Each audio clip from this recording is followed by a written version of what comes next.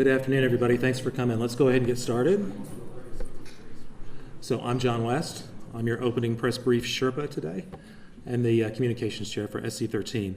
So just to give you an idea of what we're going to do, Bill will come up and give some general status and remarks about the conference and some firsts and some cool things that are going on this year that you might want to pay attention to as you're walking around the floor with 10 million other interviews to do while you're here, I'm sure. We'll have David Halstead come up and talk about the HPC Showcase, which is one of the new things that we have this year, which is really interesting.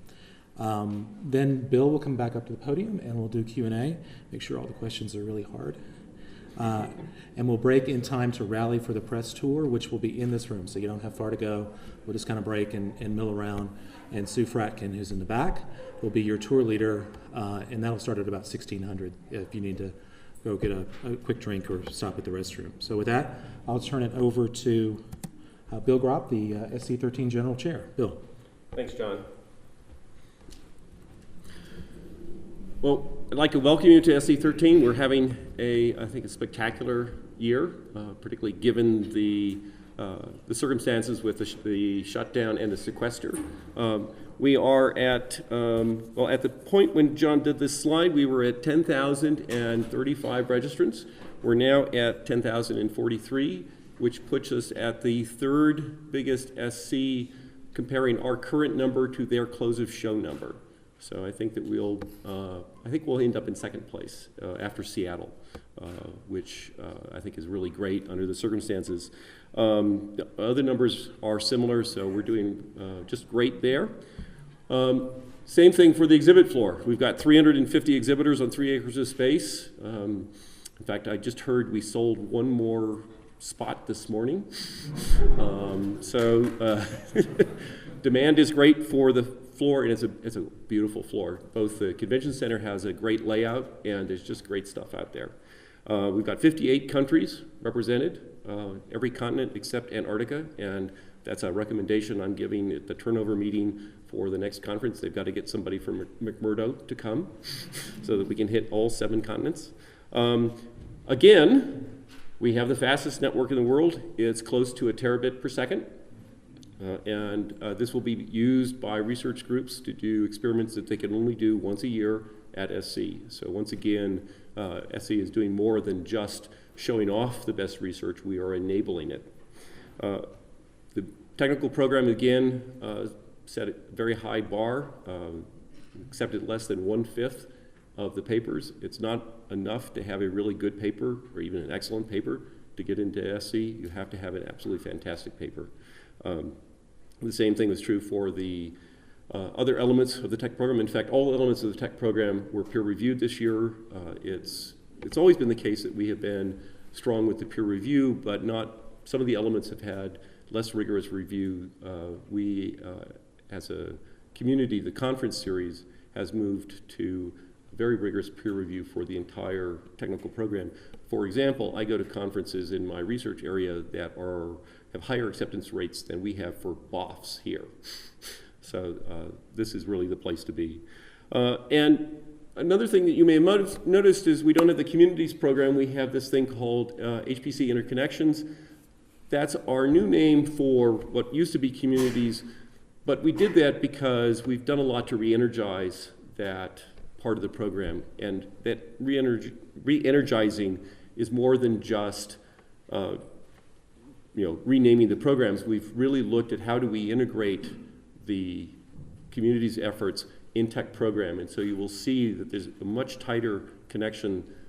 Some of the workshops, for example, are tech program and BE, or which broader engagement, or tech program and the HPC educators. So we've really tried to bring the whole conference together. And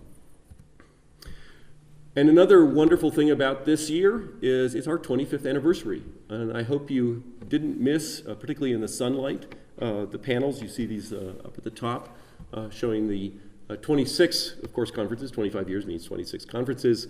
The history of the field. So one of the things we are celebrating is the history of the field for 25 years and more in the conference. We will have a number of the exhibitors, there are 10, that have artifacts of important technologies. Some of the exhibitors have really put together tremendous exhibits of the technologies that have gotten us to this point. And I will put in a plug for our little tiny Illinois booth. We have a piece of the Iliac 2. Please just go around and see them, and there's a URL to find out more about this. We are, a little later today, formally recognizing the exhibitors and attendees, including Mike, that have been to every single one of them, which is, again, an amazing group of attendees and exhibitors.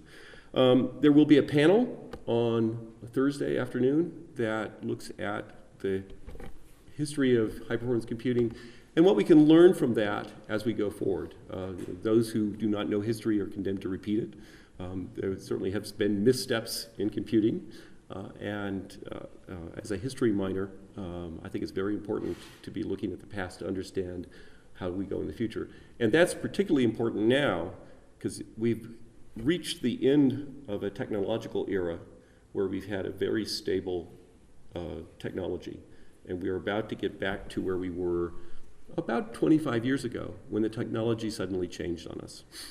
And so I think it's a very good time to be looking backwards to understand what sort of issues, how we're going to have to think about going forward.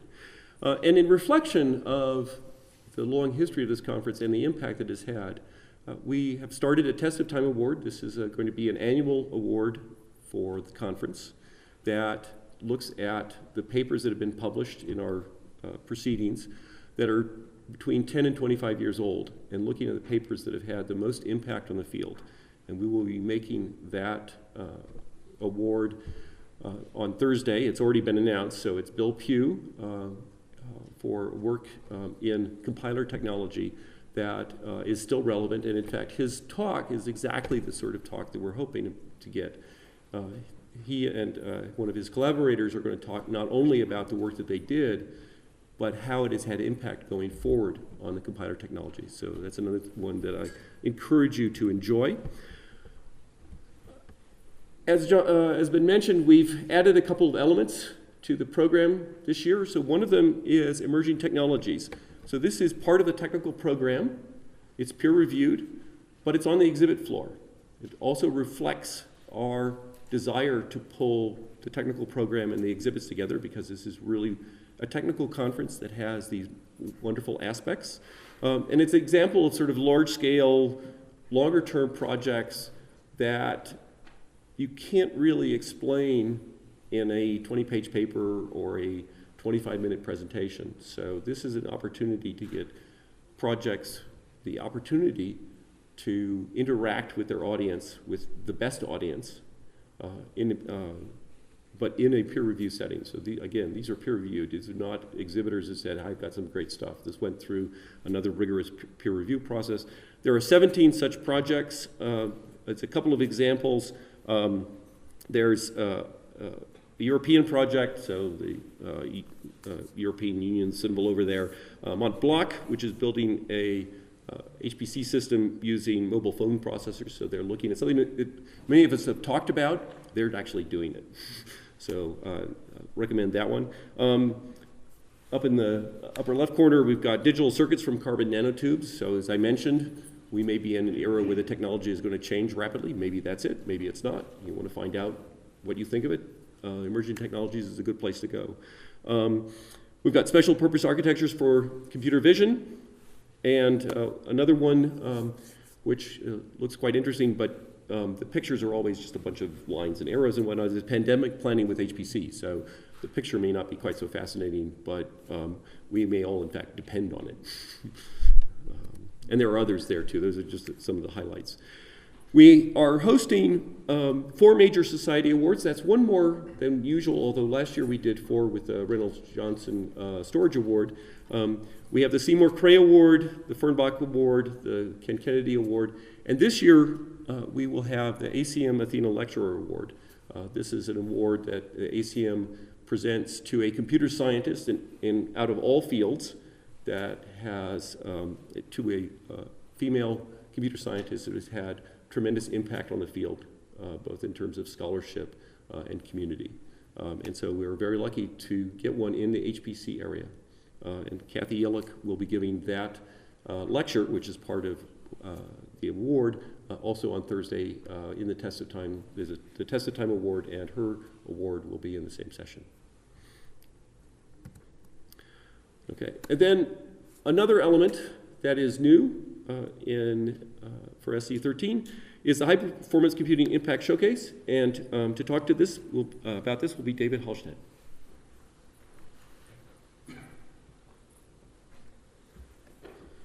Well, this is very exciting. I must say that when I was given the opportunity to start a new track in a completely different setting, in a different way, the opportunity is not to screw up too badly because no one knew how bad it was before. But this clearly the first year of doing this. I hope you'll forgive me for how we did this, but the way we did it was unique. For a start, this is not technical talks going on. These are embedded down on the exhibits floor. And I would say that the speakers we got, we had to beat them back on the technical side and have them share their insights into what it took to adopt HPC. And let me tell you that these folks are not your standard HPC names. For example, if I name drop John Deere, okay?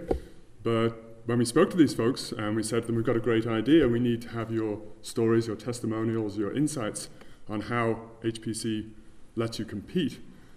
Maybe 25 years ago, we'd look at these folks and say, well, they don't have a problem that needs HPC.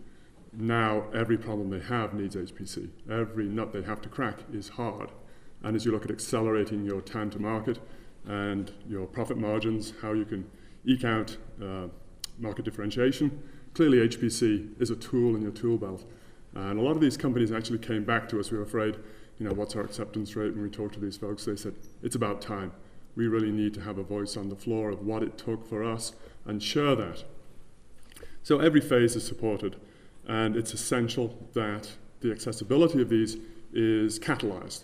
And how is that catalyzed? Well, clearly the national labs, the universities, all the folks that are here. And frankly, a lot of these companies, the main brand companies you'll all recognize, are already here. They just don't have a voice. So with Bill's help and with Jim Costa's help, as well as emerging technologies, we said, let's set up the HPC Impact Showcase.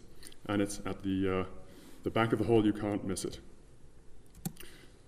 So, how do we go about this? So 16 was a good number, 2 to the power of something, we had to just go for it. When we spoke to them, the challenge was to have them share their insights and not have the lawyers involved. We invited Bank of America, and as Ray can attest, 6 months later, their lawyers still hadn't cleared even the title for the talk. It came in yesterday, and it had $1 billion in it. So now we understand why Bank of America had some concerns. And we kept telling them this isn't about your inner secrets. This is in your insights into how you got, what decisions you made, and what other people can learn on that adoption. So that was our challenge and our opportunity to have the real-world testimonials about how transformative advanced computing and HPC can be. So Procter & Gamble really stepped up on this. John Deere really stepped up on this. We've got NASCAR. Procter & Gamble, one of their first experiments, the thin skin. How do you simulate skin, the human interface? Is that important? Well, as soon as it gets breached or as soon as you need to interact with it, yes, it's really important. Dow Chemical Corporation will not be speaking about their first breakthrough, if I can risk that. And diaper lining was one of the first experiments they did, and talk about complex fluid dynamics and critical failure component analysis. This could turn ugly if you went real world too soon. So they simulated diapers in one of their early experiments. They did it all through HPC resources. I won't go down the full list because that would ruin the surprise, but these are completely unique. The bicycles. So this is, Trek, not a massive company. They had someone who said, look, I'm tired of building all these prototypes. How do I know I've got the best parameter space? So they simulated it. 2 weeks later, they had a new design that was unique. They used the cloud, got millions of cycles, then went back to work. So drop on demand, that's the new paradigm that these companies are realizing that we, as the SC community, are making available to them. It's just an amazing transformation to see. And each one of these speakers has a unique story to tell. We are right at the back right. It's a very large booth, very large screen. And it's right next to the emerging technologies, so you get a bit of both, high tech, and then the human insights next to it. We start this evening. We'll give you a little bit of an overview. The Council on Competitiveness has been an invaluable partner on this to effectively cherry pick the market, but you look at the top 500 companies, any one of them has a unique story, so this will be an ongoing mission to pull in and have these change agents speak to us each year. So this is one more track in SC, so there's now 1,024 things to do at any given time, and that's the nature of the conference. You have to keep coming back if you want to see everything. And I'll now hand it back to Thanks, David. Thank you. Lots of slides for a few questions for the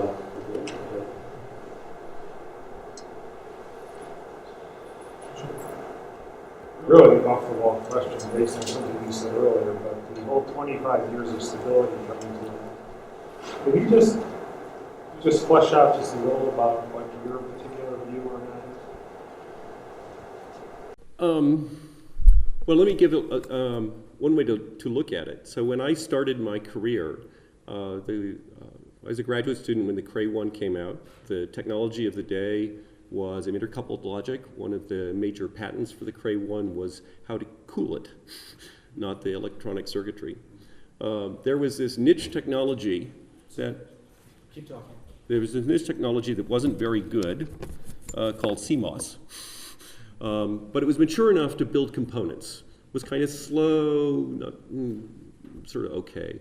IBM made a big gamble and decided to switch from ECL because, in fact, they had developed absolutely fabulous cooling technology that I think that they dusted off and brought back because we're sort of at the same spot. Water-cooled modules, all sorts of things. They adopted CMOS, built a machine that was slower than the previous generation of machines, but had a technology that was starting on its ramp up. So that was a sort of a very fortuitous point because we had this old technology, ECL, and reached a point where we couldn't keep it cool. There were other problems in terms of reliability. Do these things sound familiar? And then there was this other technology, CMOS, which allowed us to have this wonderful ride. So now to answer your question, the problem is right now we don't have a CMOS. We don't have a technology that is ready to be adopted as a replacement for CMOS. We have a number of candidates. It's not that we don't have anything, but we don't have anything that is at that level of maturity that would allow you to bet your company on as the next generation of hardware. So that's, in some sense, the scary part. Right? So there are some things that we could do. We could decide to go in a completely different direction and trade speed for density and do RSFQ, the superconducting logic that's been considered. There've been, in fact, one of Thomas Sterling's projects was the HTMT to look at some of that, part of his long history of pushing the field. There was I think it's a 2005 NSA report arguing for the possibilities of RSFQ. So one of the problems, though, of the superconducting technology is the density is really pretty low. Maintenance is kind of interesting. So maybe not that. Carbon nanotubes, various other ways to get different sort of switching circuits. Again, a number of things that look plausible, but we're a long ways from having components that we can start putting together. So I'm really interested in things like the emerging technologies because I want to know if carbon nanotubes are going to be able to save us in time. And I'm interested in the other technologies. But that is I think it's going to be a real challenge for our community. We will probably have to babysit CMOS for longer than we'd like while we mature some other technology. And part of the problem with that is as long as we can babysit CMOS, it removes some of the pressure of maturing some of these other technologies because, of course, the early adopters may not be the ones to succeed financially. The early adopters may be the ones that do the trailblazing and die. And so it's going to be a real challenge. And finding some way to get to the point where we have the next technology is, I think, one of the big things facing our field.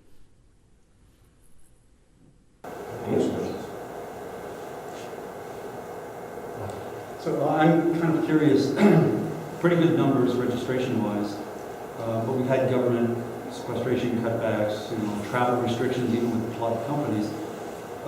Do we have a decline in, let's say, .gov employees at the conference this year? If we had more of them, I guess what I'm trying to say is, if are we missing them, and would the numbers be that much higher? Do you know? So I haven't had a chance to look at the data. I will say that our tutorial registrations are down a few percent from previous years. I have a hypothesis about that, which I'm willing to share, and which is that in the past years, the government labs in particular would bring fairly sizable groups, which included their junior scientists, because this is a great place to learn. And what better place to learn than to take some of the tutorials? So what has been happening, of course, as many of you know, there were these, can I say silly on the record? I should say silly on the record. There are these silly restrictions on the number of people unassociated with any sort of programmatic rationale. And what that does is it forces the labs to pick between senior people who need to be here to meet other senior people, middle to senior people who have research presentations to give, and junior people who are junior, and they'll only be important to the labs in 5 years, when they may, of course, be completely vital. And so my biggest concern when I look at these numbers has not been so much the numbers for the conference, because we're doing fine. We really are doing well. And it's not even that much worried about my academic colleagues. I'm really worried about the future, because cutting back on the people to come and partake of just the experience of being here, the networking opportunities, the sort of serendipity you get. I mean, I was a young, reasonably young researcher in '92 when we had a meeting of people interested in message passing, because this was pre-MPI forum, when we decided to do MPI, and I said we would do an implementation. I said basically meant I would do an implementation. That sort of opportunity only happens at meetings like this. And if we start skimming off the people who are rising in their career, that's going to be bad for, it's going to be bad for the government, it's going to be bad for the nation, bad for the world, and bad for the field. So I'm hoping that at least, I won't go for rationality, but some sort of common sense may come back in time for us to get back to the numbers that we should have. So good clarification, sorry. When you were referring to seniors and middles being more common than juniors, were you referring only to government, or were you also referring to academic research? I was mostly referring to government. Now again, I haven't gone and looked at the data, so I'm speculating here. But just because of the way the rules work at a university, if you have a government contract, the rules have not really changed very much. And so if you're a rising, you're an assistant professor who's gotten an NSF Career Award, NSF is not telling you that you can't travel because the number of Career Award people traveling has exceeded some number, because it doesn't work that way. This is one of the reasons why these limits, these number limits, make no sense. Right? So, so that is, it really does hit the labs and the government organizations in a way that's very different than academia. Yes? Can I ask you to extend that thought and whether the restrictions on travel, which is a fairly bureaucratic thing, actually are nonetheless symbolic of a wider problem about government commitments, US government commitments in particular, to the whole drive towards exoskeleton? I don't think that they're that coupled. So the part of the reason is our slogan: HPC is everywhere. It's not just exascale. Okay, so getting to the next level of extreme computing, many of us feel important. I feel is very important, and I think that certainly is something that gets discussed a lot here, and so there's a lot of participation. But that's it's an important part of this conference, but it's by no means even the major part of it. If you look at the exhibitors on the floor, A lot of them are looking at how they can deliver high-performance computing at smaller scale to broader number of people. So there very well may be a dip in the numbers of extreme computing people, which would be sad. But the overall numbers show that HPC is doing really well. And I will say, if you don't already know, I'm sure you already all do, DOE does have a booth on the floor. It's a nice big booth. It's a unified booth for all of DOE, but it is a reflection that DOE recognizes that they need to be here and they need to be visible.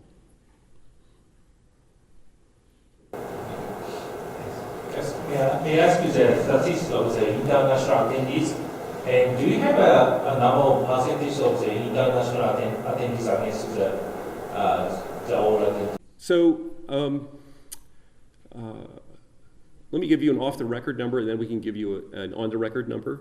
So, and the reason I'm doing that is that I'd like to give you the right number. But the ballpark is about 20% is international.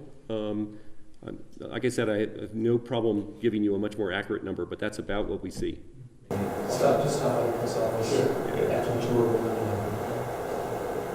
It's actually the number of countries increasing or decreasing?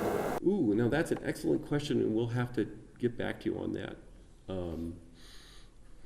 I hope it's increasing. I mean, we've made, we have made as a committee a significant effort to broadening international participation, both in the committee and from the attendees. For example, this year, my technical program chair, so this is one of the most important positions on my committee, is held by Satoshi Matsuoka of the Tokyo Institute of Technology. So, and that was, Satoshi was, as far as I was concerned, the best choice for leading the technical program. It happened to be that he was from Japan, but he was the best choice to lead it. But that's the way we think about it. Yes. Just the follow-up to the exascale question. There has been a predictable doubling every decade or so. This is an international conference, and the last question is a little U.S. specific, but just internationally, anywhere in the world, do you expect a doubling within roughly 10-year period? No. And one of the reasons is if you look at the ITRS roadmaps, and I say maps, so look at them across the years. So Moore's Law is about doubling in density. And if you take that as the strict interpretation of Moore's Law as the doubling in density, Moore's Law is already over because we are no longer at that rate. Density is increasing, and it's increasing at a rate that many industries would be jealous of, but it's not keeping up with the historic trends. And if you look at the ITRS roadmaps, what you see is that the predictions for the feature size, and there was a very good article recently on, well, what is feature size? And the answer there is nobody really knows, but anymore. But you can pick something and look at that. That has been falling off. So our dependency on this wonderful imperative, because Moore's Law, of course, is not a law of nature. It became but it's more than an observation, because it did become this engineering imperative. For many years, the industry was able to achieve, which is absolutely fantastic. But it has become too difficult in many ways. And so we can't get doubling the old way. We've recently picked up a significant performance boost by changing the architecture. So GPUs are an example of changing the architecture to something that is simpler. It's more focused on a particular style of computing. Again, I can go back to my formative years as a graduate student. As I mentioned, one of the first machines I worked on was a Cray 1. So kinds of vector computing gave you a big boost in performance. Many people don't remember that even though the machine had a 140 to 160 megaflop speed, it only had a 12.5 nanosecond cycle time. And so you got performance through various sorts of parallelism and streaming and so forth, which again, gee, this sounds pretty familiar, right? Because the GPUs aren't really that fast compared to the high-end chips, but they've got more parallelism, chaining of operations. So if you look at where the performance is, we've gotten this step change because of a change in architecture, and there may be a couple more of those, but it's going to be hard to find too many more of those. So I think we're going to find it very difficult to sustain this rate of performance increase. This is not to say that people won't try. To anticipate the other question, I'm not sure that the people to get there first will be inside the US. Any other questions? Sure. Are we going to see a trend line where, moving from petascale to exascale, exascale to exascale, and so forth, that the breadth of applicability is narrowing? Yeah, I think that, we've seen that for a long time.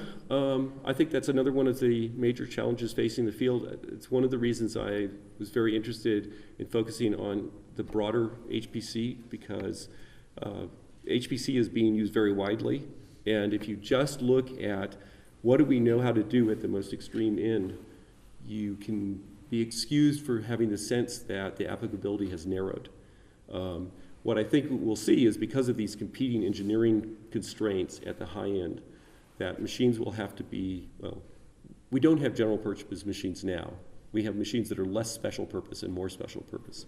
For exascale, I think we will end up building machines that are more narrowly defined for particular applications.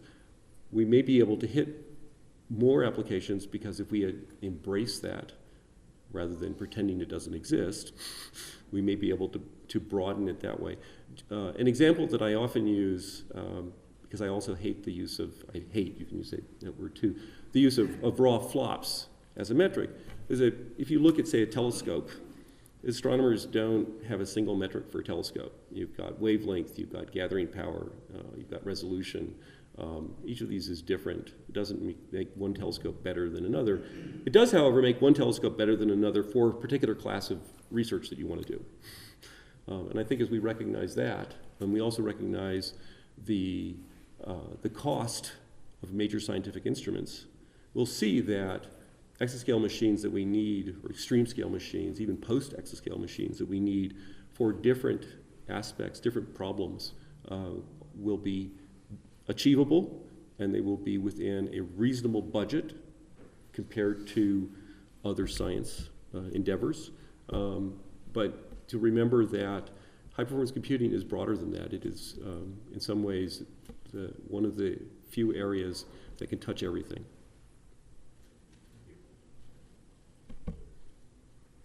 Okay. Anything else? Okay. Thank you very much, Bill. I appreciate it. Okay.